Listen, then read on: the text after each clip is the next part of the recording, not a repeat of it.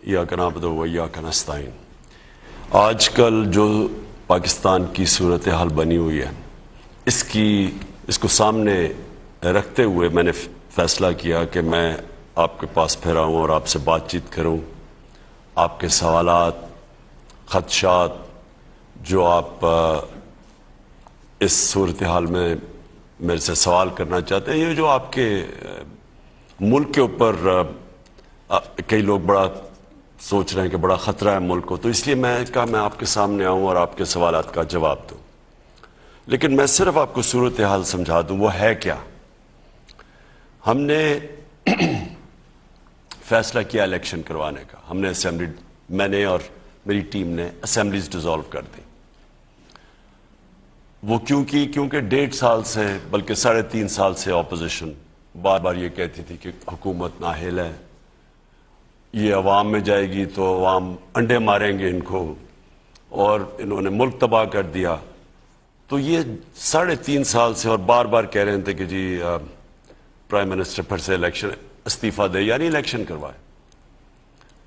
تو میں نے تو وہ کر دیا، میں نے تو اناؤنس کر دیا الیکشنز۔ تو سوال اب یہ ہے کہ یہ سپریم کورٹ کیوں چلے گئے ہیں؟ یہی یہ چاہتے تھے کہ اتنا بری حکومت ہے اور نااہل اور سلیکٹڈ ہے، یعنی کہ صحیح معنی میں الیکشن بھی نہیں جیت کے آئی، تو یہ کہتے تھے کہ آپ عوام کے پاس جائیں الیکشن کروانے کے لیے۔ تو جب ہم نے الیکشن اناؤنس کر دیے تو میرا سوال یہ ہے کہ یہ سپریم کورٹ میں آپ کیا کر رہے ہیں؟ یہ چاہ رہے ہیں کہ حکومت بحال ہو۔ تو میں صرف آپ کے سامنے یہ رکھنا چاہتا ہوں کہ کیا یہ بہتر ہے عوام کے پاس جا کے عوام کی ووٹ سے آنا، یا ایک باہر کی سازش کا حصہ بن کے اور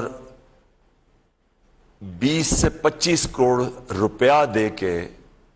پارلیمنٹیرینز کے ضمیر خرید کے کیا حکومت بنانا یہ بہتر ہے، یا ایک پبلک کے پاس جائیں کہ جی الیکشن ہو، جو پبلک جسے ووٹ دیتی ہے؟ تو میں عوام کو صرف یہ بھی بتانا چاہتا ہوں کہ یہ کیوں چاہتے ہیں کہ حکومت بحال ہو، اور ان کسی طرح یہ جو انہوں نے خریدے ہوئے ہیں لوگ ان کے ذریعے گورنمنٹ میں آئیں۔ سب سے پہلے اس کی وجہ یہ ہے کہ ان کی کوشش،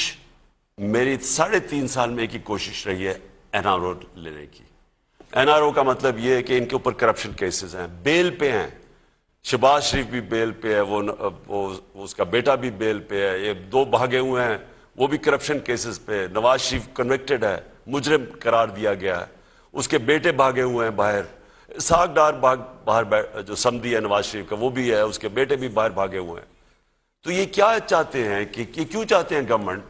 جب کہہ رہے ہیں کہ جی گورنمنٹ کو ریزائن کر کے 3.5 سال کہہ رہے ہیں کہ الیکشن کرواؤ، ان کی ساری کوشش یہ ہے کہ یہ اقتدار میں آئیں گے،